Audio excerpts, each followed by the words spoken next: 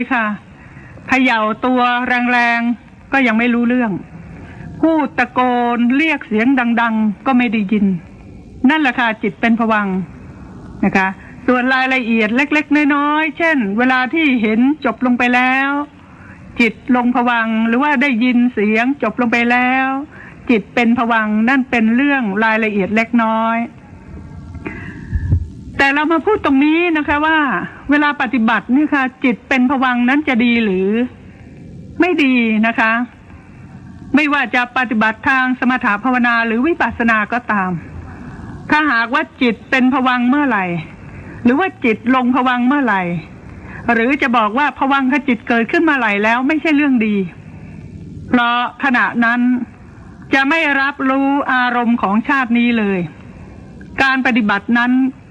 ก็ไม่ต่อเนื่องเพราะหลับซะแล้วสติไม่เกิดปัญญาไม่เกิดแต่โดยในญาติที่พูดกันทุกวันนี้ส่วนใหญ่นะคะจะมองว่าเวลาปฏิบัติทางสมาธิต้องทำจิตให้ลงภวังค์นะเนี่ยแสดงว่าผู้พูดเนี่ยค่ะพระพุทธรัตนะพระธรรมรัตนะพระสังฆรัตนะดิฉันขอนมัสการพระอาจารย์สลายุทธสิริสาโร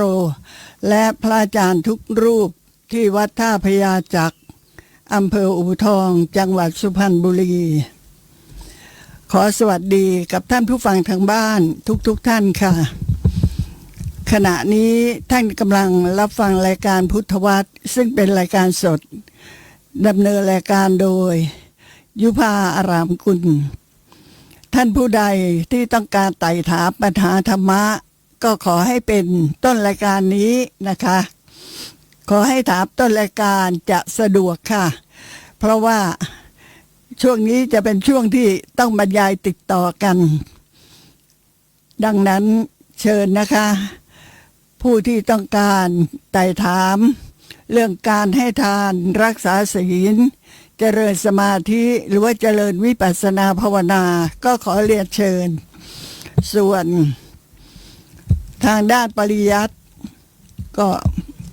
ยังบรรยายในหมวดของอริยสัจสี่ซึ่งในข้อที่สี่อันได้แก่การเจริญมรรคมีองค์แปดให้เกิดขึ้นเพื่อการบรรลุมรรคผลนิพพานยังอยู่ในหมวดของมรรคมีองค์แปดนะคะ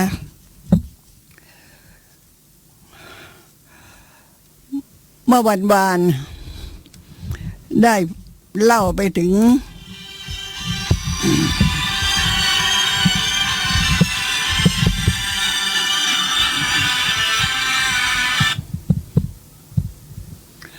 สวัสดีค่ะ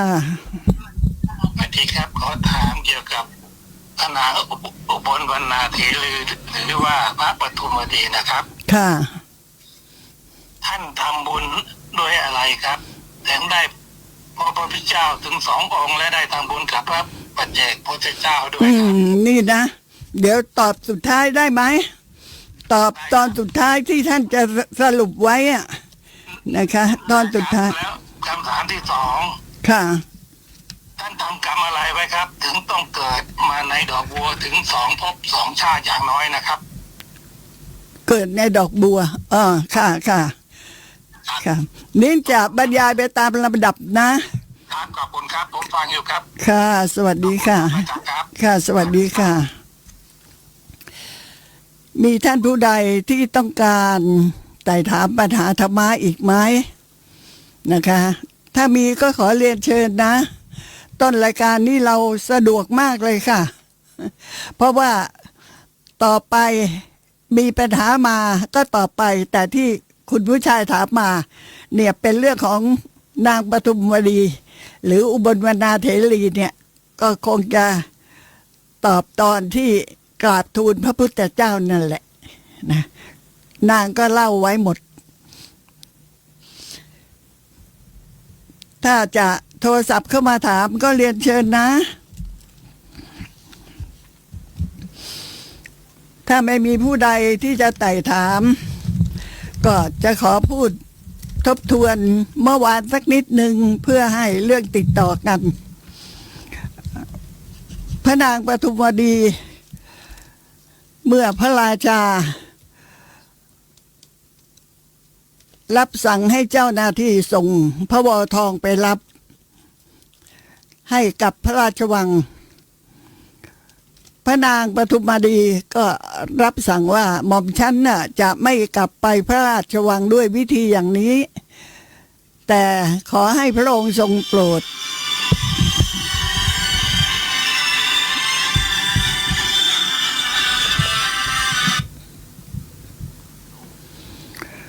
สวัสดีค่ะ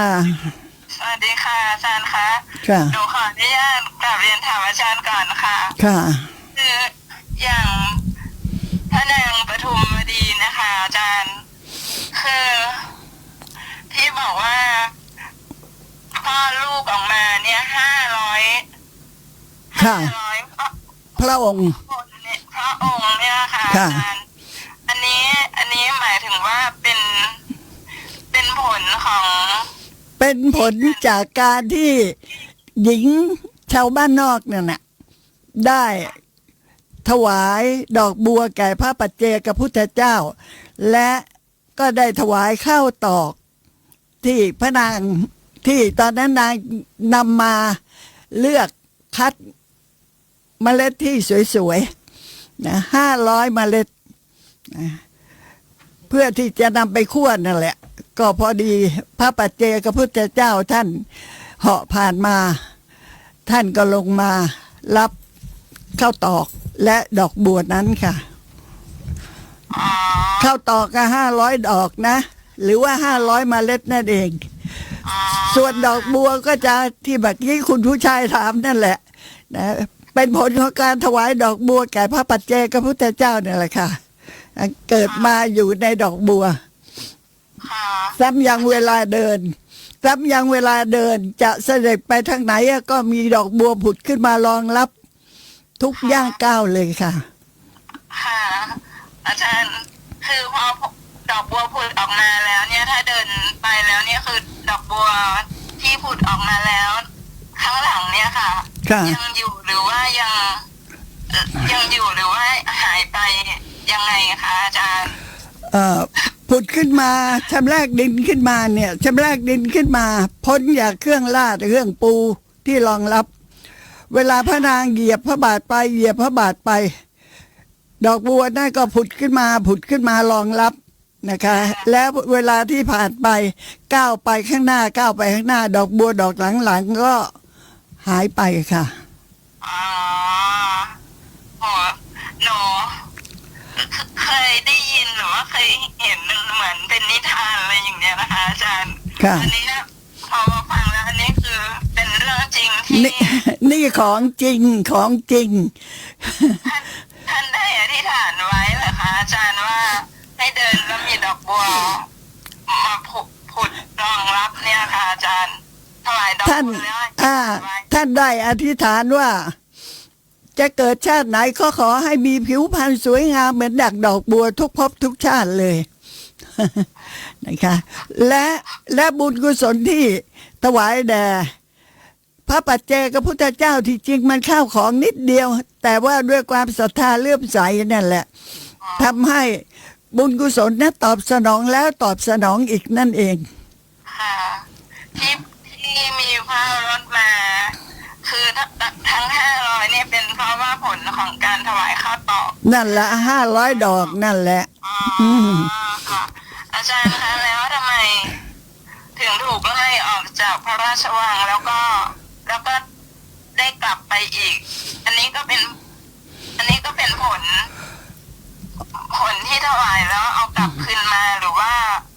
ยังไงคะ ถ้าเราฟังตั้งแต่ต้นมาเนี่ยเราก็จะรู้นะว่าหญิงผู้นั้นเนี่ยนะเริ่มต้นจากการเมื่อเห็นพระปัจเจกพุทธเจ้ามาลงธิดาของนางก็เดินไปถวายดอกบัวที่เก็บไว้นะเก็บไว้แล้วก็เลยเห็นพระมาก็เลยถวาย พอพระรับไปแล้ว ก็คิดว่า พระท่านคงไม่ต้องการดอกบัวหรอกนะก็เลยไปเอามาคืน พอเอามาคืนแล้ว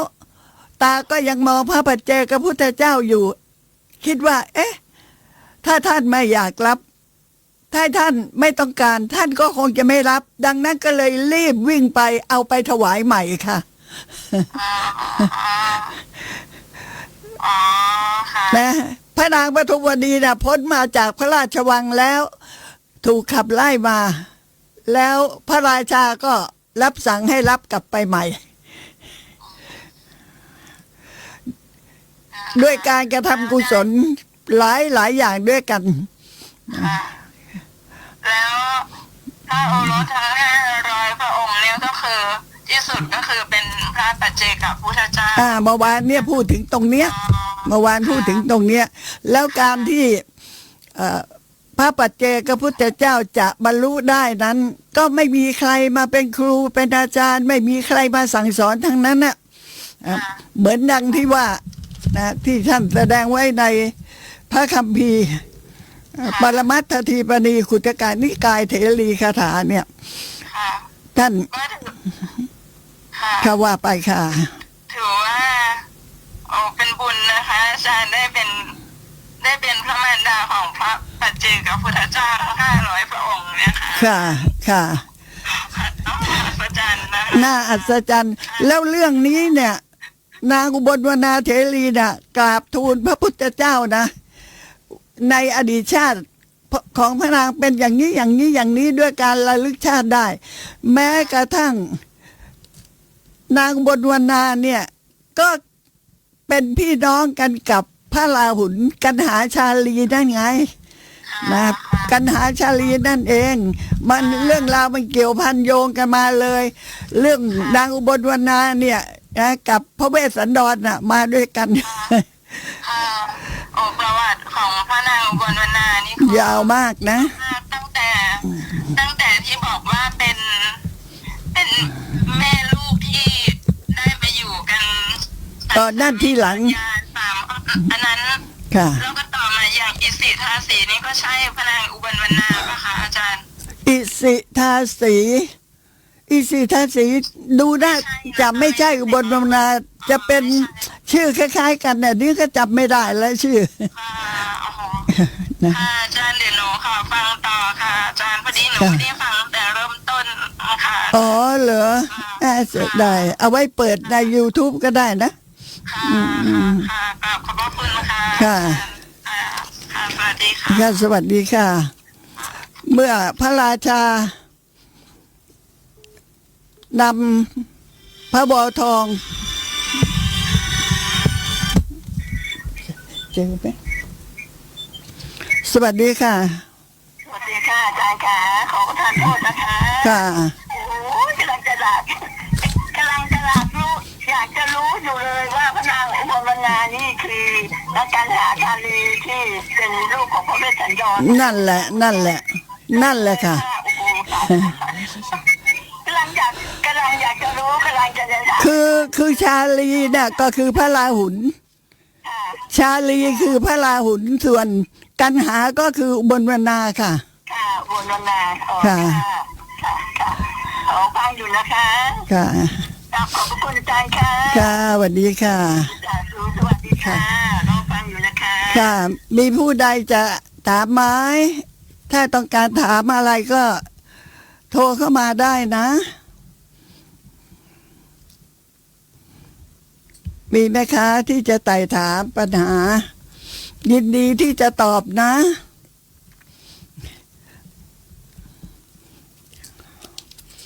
อ้าว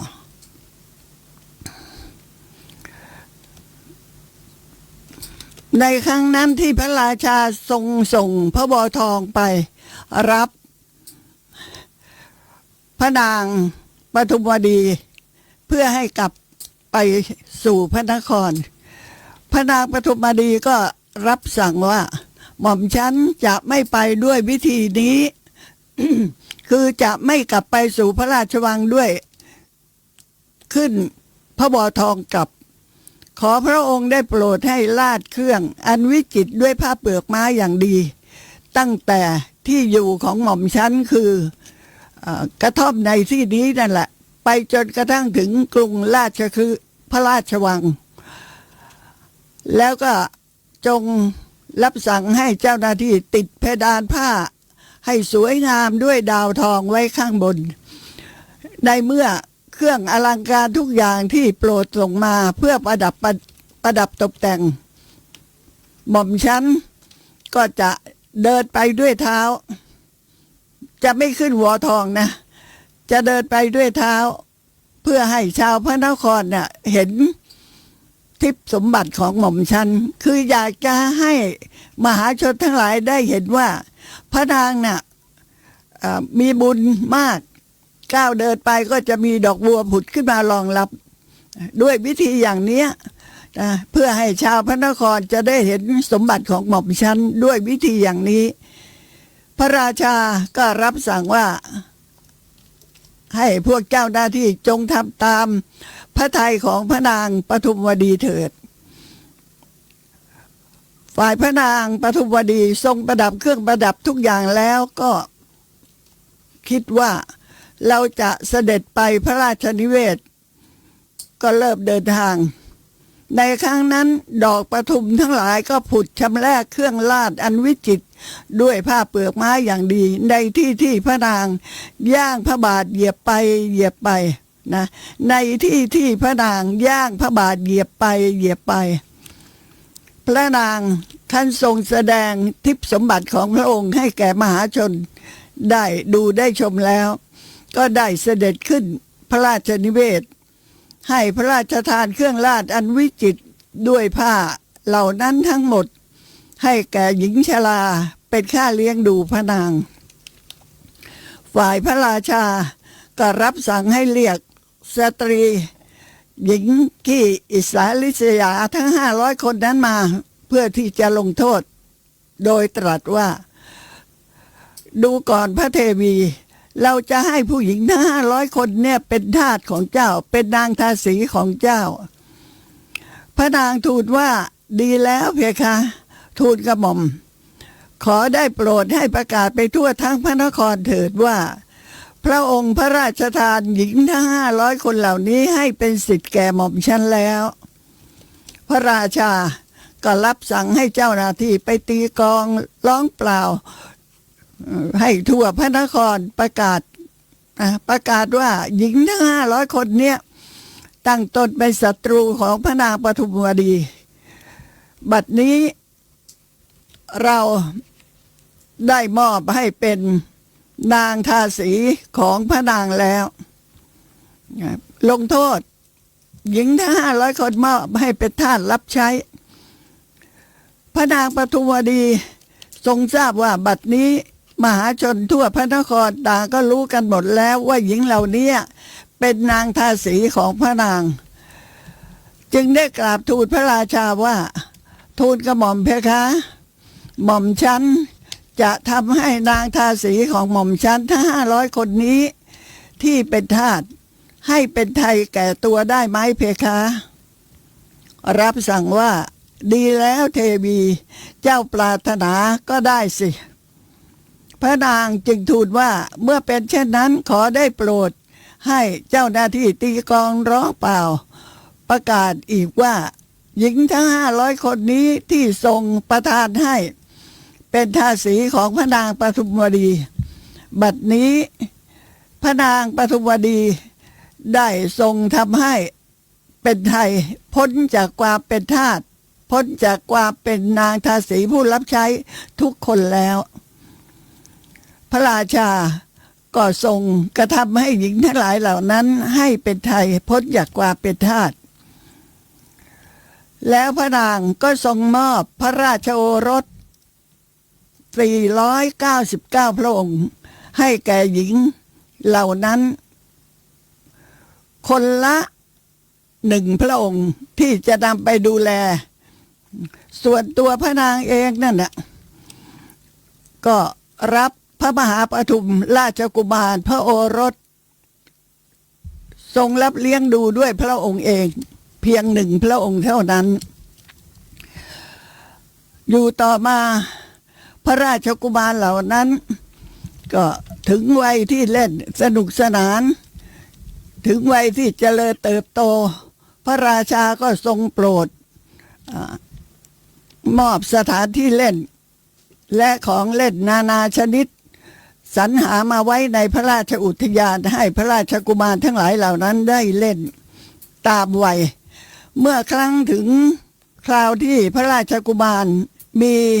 พระชนษาได้16 ปีพระราชกุมารทั้งหลายเหล่านั้นทุกพระองค์เลยก็พร้อมใจกันเชิญชวนกันว่าเราจะเล่นในสระโบกคลานีที่ดารดาษไปด้วยดอกปทุมในพระราชอุทยานเถิดเชิญชวนกันไปว่าไปเที่ยวในพระราชอุทยานลงไปเล่นในสระใหญ่ที่เรียกว่าสระโบกคลานีมีดอกปทุมบานเต็มไปหมดเลยพระกุมารเหล่านั้นก็พากันไปเล่นทั้ง500พระองค์พระกุมารขณะที่เล่นอยู่เมื่อเห็นดอกปทุมงดงามเหลือเกินก็ทอดพระเนตรด้วยสายตาที่พึงพอใจและเห็นว่าดอกปทุมดอกใหม่ที่โผล่ขึ้นมาก็บานแล้วส่วนดอกปทุมดอกเก่าก็ร่วงหล่นลงไปจากขั้วทรงดำริว่าความชราอย่างนี้ปรากฏเกิดขึ้นแก่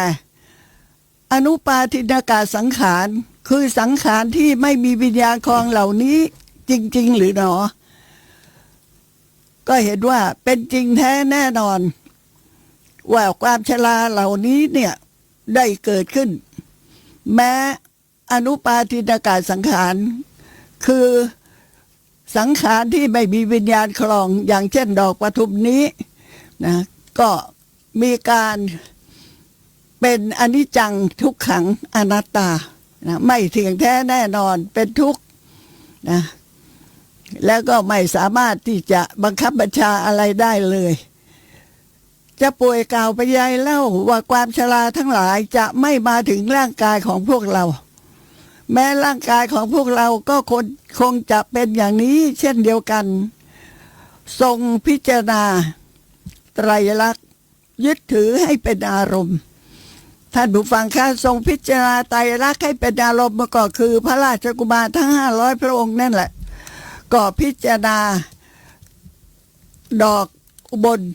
ดอกปทุมนะหรือจะใช้คำว่าดอกบัวที่เกิดขึ้นมาแล้วก็ไม่เที่ยงแท้แน่นอนนะตั้งอยู่ได้ก็ไม่นาน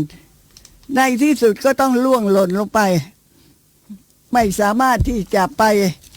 บังคับบัญชาอะไรได้เลยแม้รูปร่างกายของเราก็คงจะเป็นอย่างนี้เช่นเดียวกัน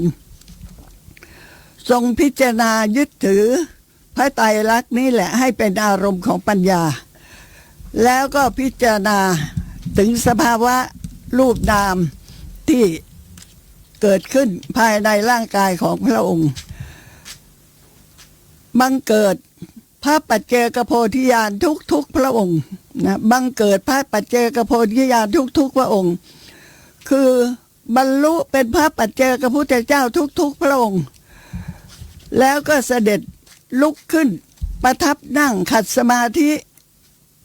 บนกลีบดอกบัวนั่นเองนะทั้ง500องค์ลุกขึ้นนั่งประทับนะนั่งสมาธิบนกลีบดอกบัวนะคะคือที่พระปัจเจกพุทธเจ้าพิจารณาความเป็นอนิจจังทุกขังอนัตตานั่นนะหมายความถึงว่าความไม่จริงไม่จังก็คือขันธ์ห้านั่นแหละนะเพราะเหตุใดเพราะขันธ์ห้านั้นมีความเกิดขึ้นแล้วก็มีความเสื่อมไปมีความเป็นอย่างอื่นหรือเพราะมีแล้วก็กลับไม่มีนะไม่จริงไม่จังไม่แน่ไม่นอนนะคะและขันธ์ห้านี้แหละก็เป็นทุกข์ความชราชื่อว่าเป็นอย่างนี้ความเกิดขึ้นและความเสื่อมไปความเป็นอย่างอื่นชื่อว่าอนิจจลักษณะ หรือความวิการแห่งอาการกล่าวคือความมีแล้วก็ไม่มีนั่นแหละที่เรียกว่าเป็นอนิจจลักษณะที่ว่าขันธ์ห้านี้เป็นทุกข์ก็เพราะสิ่งใดที่ไม่เที่ยงสิ่งนั้นก็เป็นทุกข์ตั้งอยู่ได้ไม่นานหรอกเพราะเหตุใดเพราะบีบคั้นอยู่เนืองให้ต้องดับไปอย่างนี้ชื่อว่าทุกขะชื่อว่าเป็นทุกขะลักษณะขันธ์ห้านั่นแหละเป็นอนัตตาเพราะสิ่งใดที่เป็นทุกข์สิ่งนั้นก็เป็นอนัตตาเพราะเหตุใดเพราะไม่เป็นไปตามอำนาจไม่เป็นไปตามความต้องการของเราอาการนั้นไม่เป็นไปไม่อยู่ในอำนาจที่จะบังคับบัญชาได้จึงชื่อว่าอนัตตลักษณะลักษณะทั้งสามอย่างนี้เป็นอารมณ์ของพระปัจเจกพุทธเจ้านะ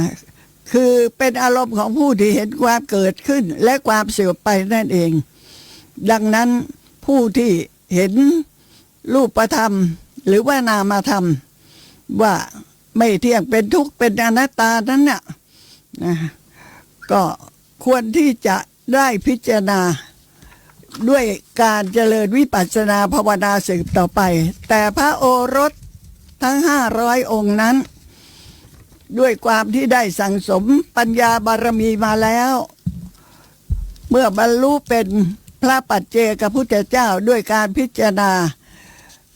ความเป็นอนิจจังทุกขังอนัตตาบังเกิดญาณปัญญาหลุดพ้นจากกิเลสตัณหาโดยหมดสิ้นชื่อว่าพระปัจเจกพุทธเจ้าเป็นผู้รู้ผู้ตื่นผู้เบิกบานสามารถที่จะพาตนให้หลุดพ้นไปได้จากกิเลสตัณหาทั้งปวงแต่พระปัจเจกพุทธเจ้านั้นไม่สามารถที่จะสั่งสอนให้บุคคลอื่นได้พิจารณานามธรรมรูปธรรมที่เป็นอารมณ์ของวิปัสสนานะคะเมื่อทั้ง500 พระองค์บรรลุเป็นพระปัจเจกพุทธเจ้าแล้วก็เสด็จลุกขึ้นไปประทับนั่งขัดสมาธิที่บนกลีบดอกบัวนั่นแหละนะไปประทับนั่งขัดสมาธิบนกลีบดอกปทุมทั้งหลายนั่นเองในครั้งนั้นเจ้าหน้าที่ที่ตามเสด็จพระราชโอรสไปที่แวดล้อมคอยดูแลรักษาป้องกันภัยอันตรายไม่ให้เกิดขึ้นเมื่อรู้ว่าบัดนี้เวลาล่วงเลยไปมากแล้วพระราชโอรสก็ยังไม่เสด็จกลับพระนคร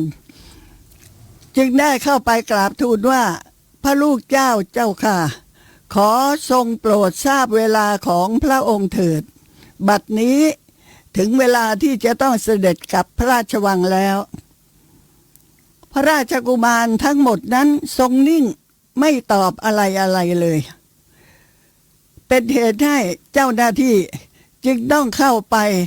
ในพระราชวังกราบทูลให้พระราชาทรงทราบว่าข้าแต่สมมุติเทพพระราชกุมารทั้งหลายบัดนี้ประทับนั่งเหนือกลีบดอกปทุมทั้งหลายเมื่อพวกข้าพระองค์ทูลก็ไม่ยอมเปล่งพระวาจาโต้ตอบอะไรเลยพระเจ้าค่ะพระราชารับสั่งว่าพวกเจ้าจงให้พระราชกุมารเหล่านั้นประทับนั่งตามความพอใจเถิดพระราชกุมารเหล่านั้นได้รับการอารักขาจากเจ้าหน้าที่ตลอดคืนยันรุ่งพอรุ่งเช้าพอถึงรุ่งเช้าอีกวันหนึ่งก็ยังคงประทับนั่งเหนือกลีบดอกปทุมอยู่อย่างนั้นนั่นเองไม่ขยับเขยื้อนร่างกายเลยพวกเจ้าหน้าที่ราชบุรุษก็เข้าเฝ้า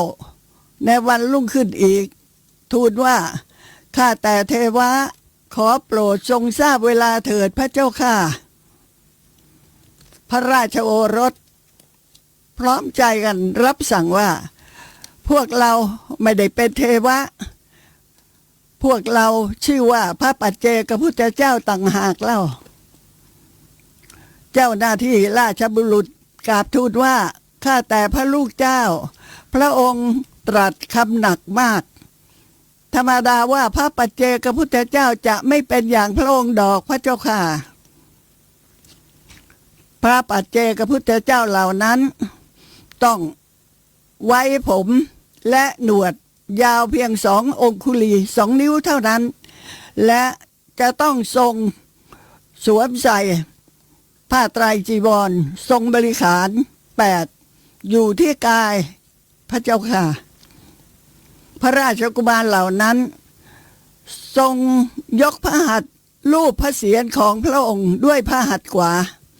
ทันใดนั้นเองเพศคฤหัสถ์ก็หายไปบริขาร8ก็สวมลงที่พระวรกายต่อจากนั้นพระปัจเจกพุทธเจ้าทั้ง500พระองค์ก็เหาะไปยังเงื้อมเขาที่ชื่อว่านันทมูลกะทั้งที่มหาชนทั้งหลายแลดูอยู่นั่นเอง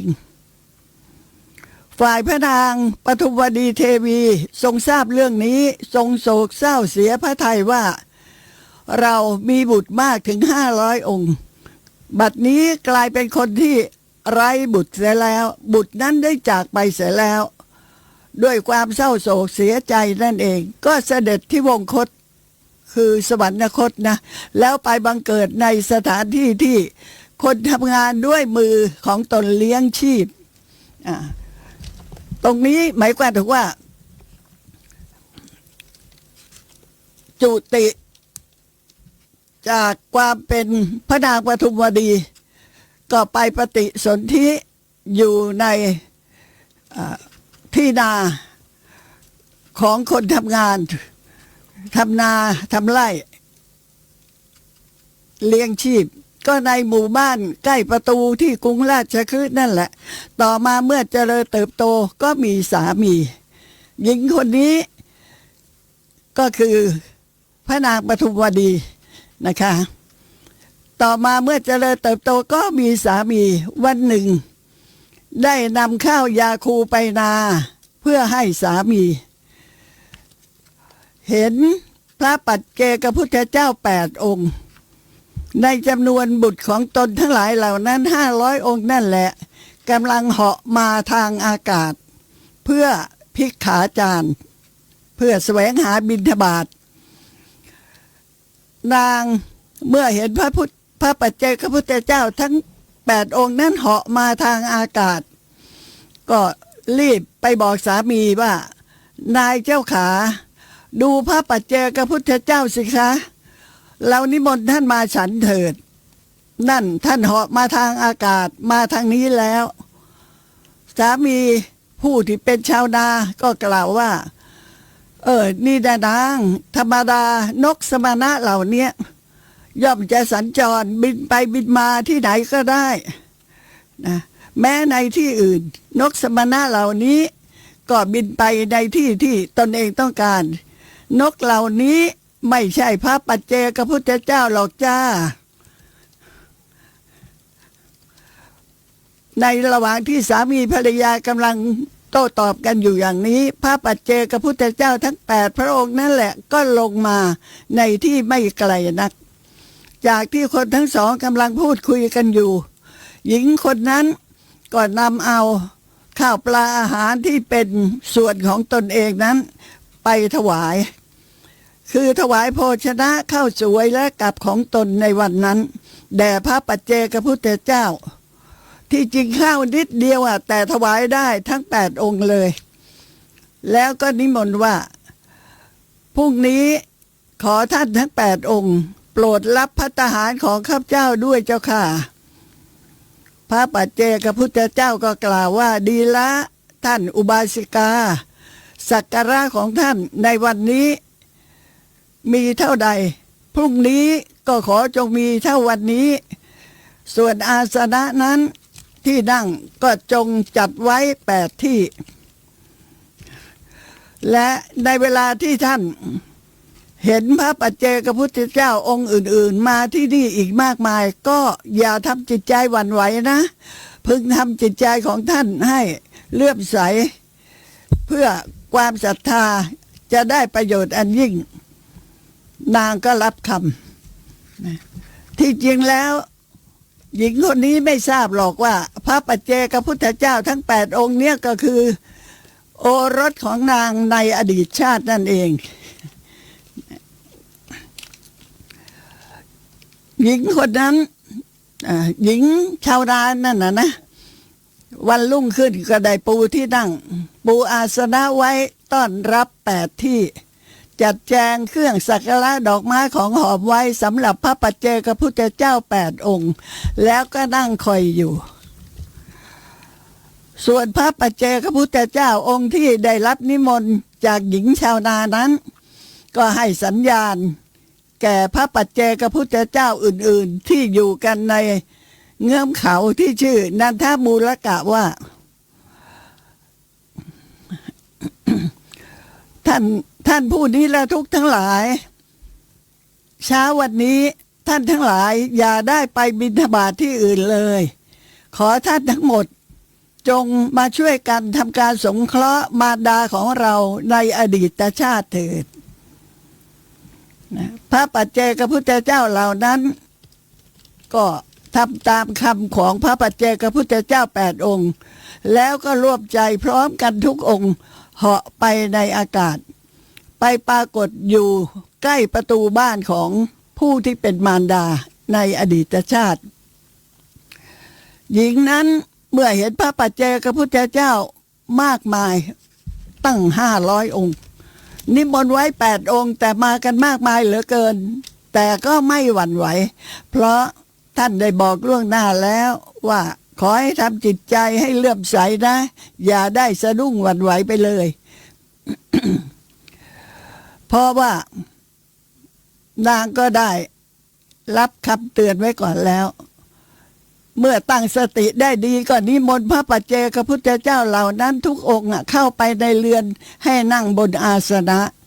เมื่อพระปัจเจกพุทธเจ้าเหล่านั้นนั่งไปตามลำดับอาสนะก็หมดตรงที่องค์ที่8เมื่ออาสนะ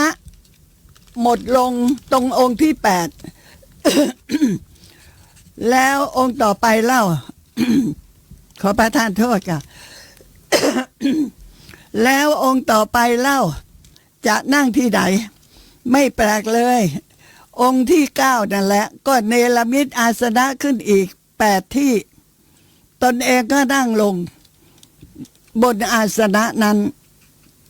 นะนั่งติดต่อกันไปขยายไปครั้งละ8 องค์8 องค์8 องค์ส่วนเรือนบ้านเรือนที่ปลูกต้อนรับนั้นก็ขยายออกใหญ่ไปเท่ากับจำนวนอาสนะที่ปูเพิ่มขึ้นนี่เป็นความอัศจรรย์มากเลยนะบุญกุศลเนี่ยเมื่อพระปัจเจกพุทธเจ้าทั้งหมดนั่งเรียบร้อยแล้วอย่างนี้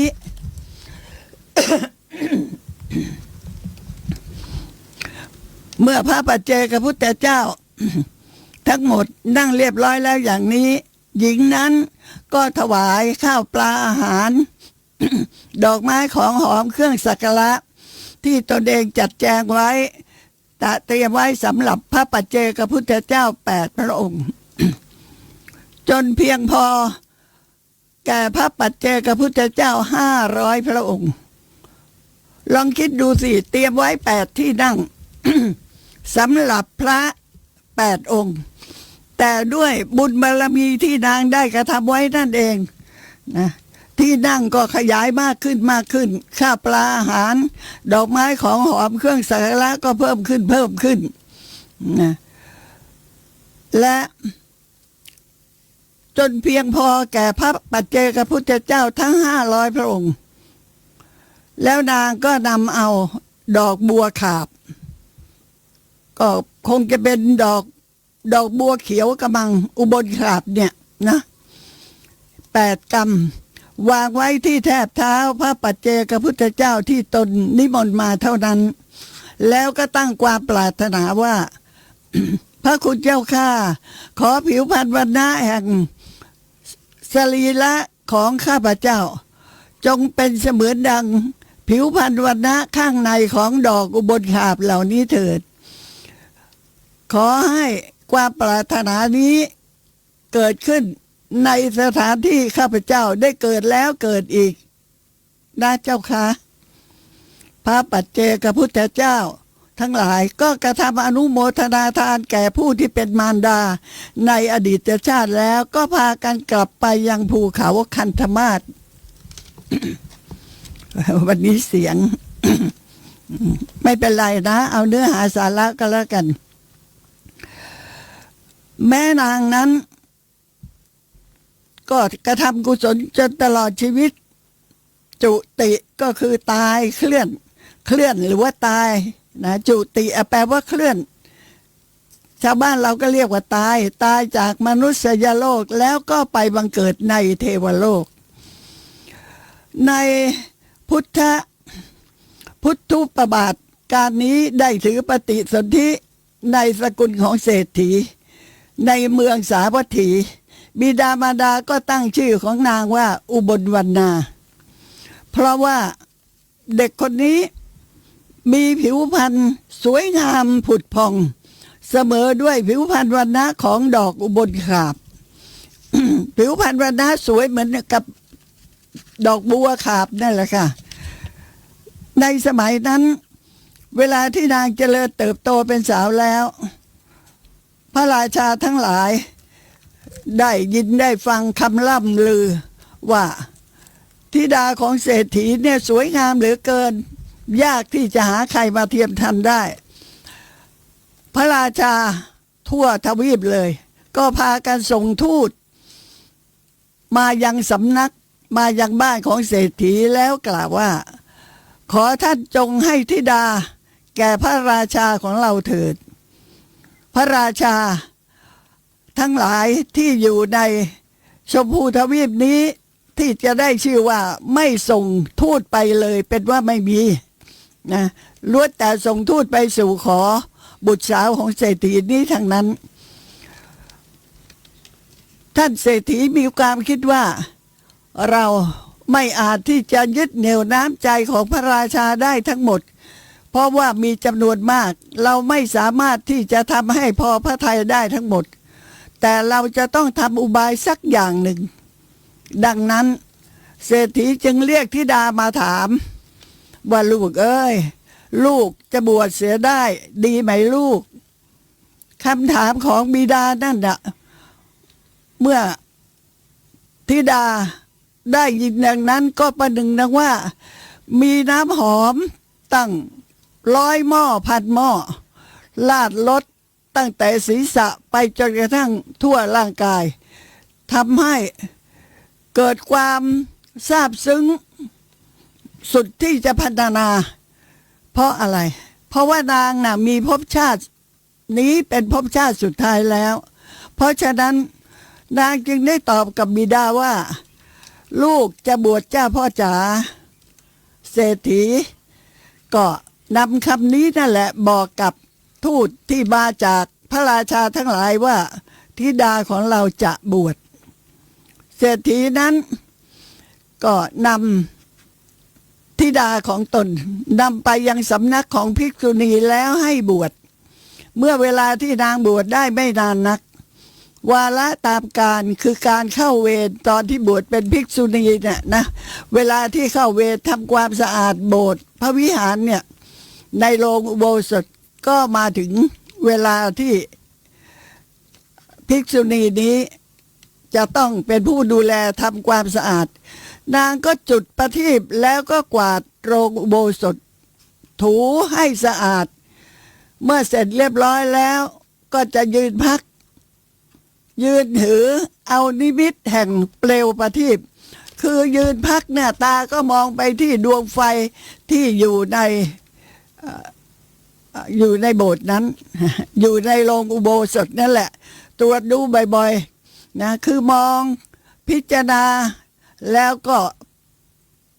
ทำการเพ่งกสิณตามที่ได้ศึกษาเล่าเรียนได้กระทำฌานที่มีเตโชกสิณคือกสิณไฟให้เป็นอารมณ์นะจนกระทั่งจิตตั้งมั่นเป็นสมาธิเข้าถึงอุปจารสมาธิและอัปปนาสมาธิฌานจิตเกิดขึ้นมีเตโชกสิณเป็นอารมณ์กระทำฌานนั้นให้เป็นบาตรนะ คือไม่ได้แต่เพียงปฐมฌานเท่านั้นก็ยังกระทำฌานให้ยิ่งขึ้นไปในที่สุดก็บรรลุเป็นพระอรหันต์แม้อภิญญาและปฏิสัมภิทานก็สำเร็จพร้อมด้วยอรหัตตมรรคที่เกิดขึ้นนั่นเองนะตรงนี้เราก็คงจะต้องพูดสักนิดนึงนะว่าการที่หญิงผู้นี้คือนางอุบลวรรณาเนี่ยนะได้กระทำฌานให้เป็นบาทแล้วก็ได้บรรลุนะบรรลุเตโชกสินนั่นแหละแล้วเมื่อบรรลุตั้งแต่ปฐมฌานไปจนถึงจตุตฌานไปจนถึงเนวสัญญานาสัญญายตนาฌานนั่นแหละนะก็มีการบรรลุเป็นพระอรหันต์เป็นพระอริยบุคคลไปตามลำดับจนพระอรหัตตมรรคเกิดแม้อภิญญาคือความรู้พิเศษก็บังเกิดขึ้นแม้ปฏิสัมภิทาญาณก็บังเกิดขึ้นท่านผู้ฟังคะท่านคงเคยได้ยินอยู่เสมอนะว่าคนที่เขาได้ฌานได้อภิญญาก็ถ้าเป็นการได้ฌานได้อภิญญาแต่ก็ไม่ใช่ว่าพระอรหันต์จะได้ฌานได้อภิญญาทุกองค์ไม่ใช่อย่างนั้นนะไม่ใช่ว่าจะได้ทุกองค์จะได้เป็นบางองค์เท่านั้นเป็นบางองค์เท่านั้นที่ไม่ได้มีมากอย่างถ้าบอกว่าท่านผู้นี้ได้บรรลุอภิญญา3ก็หมายความถึงว่าท่านได้บรรลุบุพเพนิวาสานุสติญาณก็คือปัญญาที่สามารถระลึกชาติได้นะการระลึกชาติได้นี่อยากจะบอกว่าผู้ที่ได้มหาอภิญญาคืออภิญญาใหญ่นั้นน่ะรู้สึกว่าในพุทธศาสนานี้จะมีเพียง3 องค์แค่นั้นมั้งนะถ้าจำไม่ผิดก็พระนางพิมพาองค์หนึ่งผู้ที่เป็นมารดาของพระราหุลเนี่ยพระพุทธเจ้าแล้วใครอีกคนหนึ่งนะนึกชื่อไม่ออกนะคะเริ่มต้นกับบรรลุบุพเพนิวาสานุสติญาณปัญญาที่สามารถระลึกชาติได้จะระลึกย้อนถอยหลังไปกี่10 ชาติกี่ร้อยชาติกี่พันชาติกี่หมื่นชาติกี่แสนชาติกี่ล้านชาติก็รู้ได้ทั้งหมดนะแล้วสามารถที่จะเล่าออกมาให้บุคคลทั้งหลายได้รับฟังโดยไม่ผิดธรรมไม่ผิดวินัยด้วยนะเรียกว่าบุพเพนิวาสานุสติญาณส่วนพระนางพิมพามารดาพระราหุลน่ะระลึกชาติได้โดยไม่มีที่สุดสิ้นเรียกว่าเป็นผู้ที่ได้มหาอภิญญาใหญ่ค่ะนะไม่มีใครเทียบได้อภิญญาข้อที่2ก็คือทิพจักขุญาณทิพจักขุญาณก็ได้ปัญญาที่สามารถที่จะเห็นสิ่งต่างๆที่อยู่ไกลแสนไกลสักเท่าไหร่นะหรือว่าจะเล็กที่สุดนะเล็กเท่าเป็นผุยผงก็เห็นได้อย่างทะลุปุโปร่งนะเพราะว่ามีตาทิพย์เนี่ยนะไม่ว่าจะอยู่ในที่ลับจะอยู่ในที่แจ้งจะมีภูเขากำบังไว้อย่างมิดชิดประการใดก็ตามผู้ที่ได้ทิพจักขุญาณเนี่ยสามารถเห็นได้อย่างดีเหมือนกับตาของเทวดาและตาของพรหมทั้งหลายแต่ผู้ที่ได้อภิญญานี้ระดับนี้อานุภาพมีมากกว่านะคะถูกละเทวดาหน้าตาทิพย์โดยกำเนิดพรหมหน้าตาทิพย์โดยกำเนิดแต่ว่าผู้ที่ได้อภิญญาเหล่านี้ต้องทำขึ้นมาต้องปฏิบัติทำจนกระทั่งได้บรรลุนะคะอย่างอาสวะขยญาณปัญญาที่สามารถทำลายกิเลสอาสวะกิเลสตัณหาทั้งหมดให้หมดสิ้นไปได้อย่างนี้ถ้าใครได้เพียง3 หมวดนี้นะก็ถือว่าเป็นผู้ที่ได้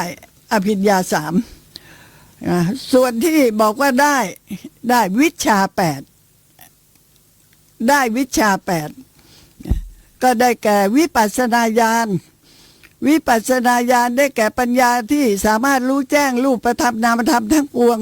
ที่มีสภาพเป็นอนิจจังทุกขังอนัตตาได้นะตรงนี้ยังไม่ได้ถ้าผู้ใดยังไม่ได้เจริญวิปัสสนาภาวนาข้อนี้ก็จะไม่ได้นะถ้าบรรลุฌานจิต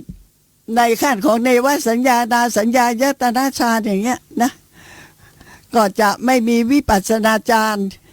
ไม่มีวิปัสสนาญาณที่จะมีปัญญารู้เห็นถึงรูปธรรมนามธรรมทั้งปวงที่มีสภาพเป็นอนิจจังทุกขังอนัตตาอย่างนี้เป็นต้นนะรู้ไม่ได้ เพราะว่าท่านเจริญแต่สมถภาวนาท่านไม่ได้เจริญวิปัสสนาภาวนาหรือแม้ว่าเจริญวิปัสสนาภาวนาก็ยังไม่สามารถที่จะเข้าถึงความเป็นพระอริยบุคคลค่ะนะวิชา8พระพุทธเจ้าไงนะเวลาที่แสดงฤทธิ์ยมกปาฏิหาริย์เนี่ยมีโอกาสแล้วก็จะพูดเรื่องยมกปาฏิหาริย์ให้ฟังนะข้อที่2อิทธิวิทยานอิทธิวิทยานนั้นได้แก่ปัญญาที่สามารถแสดงฤทธิ์ต่างๆได้สิ่งต่างๆที่พูดมาเนี่ยภิกษุณีอุบลวนาบรรลุหมดทั้งนั้นนะข้อที่3มโนมยิทธิญาณ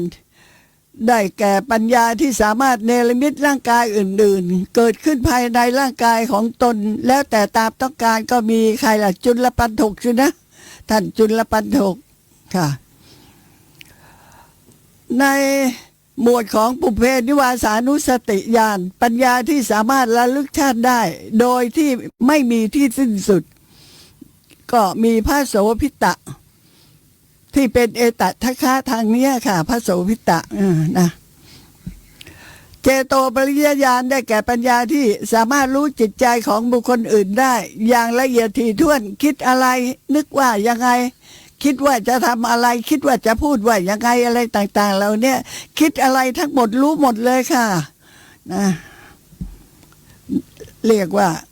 เจโตปริยญาณนี่เคยเห็นองค์หนึ่งนะมีเจโตปริยญาณค่ะข้อที่6ทิพจักขุญาณได้แก่ปัญญาที่ตาทิพย์นะปัญญาที่สามารถเห็นสิ่งต่างๆที่ห่างไกลหรือว่าเล็กที่สุดได้อย่างทะลุปุบวงไม่ว่าจะอยู่ในที่แจ้งหรือว่าอยู่ในที่ลี้ลับกำบังไว้อย่างมิดชิดนะก็สามารถที่จะเห็นได้อย่างดีเหมือนกับตาของเทวดาหรือตาของพรหมนั่นแหละค่ะส่วนในหมวดที่7บอกว่าทิพจักขุญาณนะคะ2หมวดนี้ก็ไปตรงกับที่พูดไว้ข้างบนเริ่มต้นนะทิพโสตญาณก็ปัญญาที่ได้ยินเสียงที่ห่างไกลแสนไกลยังไงนะ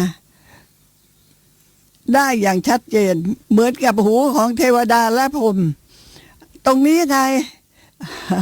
สุนัขขัตตะนะได้ทิพจักขุญาณพระภิกษุสุนัขขัตตะเข้ามาบวชในพุทธศาสนานี้แล้วก็เจริญสมถภาวนาจนกระทั่งบรรลุฌานจิตแล้วก็ได้ทิพจักขุญาณเห็นเทวดาเห็นนางฟ้าเห็นเทพธิดาเห็นของสวยๆงามๆในเทวโลกเยอะแยะแม่แต่ไม่ได้ยินเสียงว่าเทวดากับนางฟ้านางเทพธิดาเขาพูดคุยอะไรกันอยากรู้อยากได้ยินเสียงนางอยากรู้ว่าเขาพูดคุยอะไรแต่ตัวเองก็รู้ไม่ได้เพราะได้แต่ตาทิพย์ไม่มีหูทิพย์นะไม่มีหูทิพย์ก็เลยไปทูลขอให้พระพุทธเจ้านั้นสั่งสอนให้ทำหูทิพย์ให้บังเกิดขึ้นแต่พระพุทธเจ้าไม่สอนค่ะที่ไม่สอนเพราะว่าสุนัขตะมีผลของกรรมชั่วมาปิดบังไว้นั่นเองนะคะส่วนอาสวะขยญาณได้แก่ปัญญาที่ทำลายกิเลสอาสวะกิเลสทั้งหลายให้หมดสิ้นไป เป็นสมุดเฉทประหารนะคะ ท่านผู้ฟังค่ะเวลาหมดแล้วนะ เวลาหมดแล้วก็พรุ่งนี้พรุ่งนี้ก็ฟังต่อแล้วกันนะคะค่ะสวัสดีค่ะทุกท่าน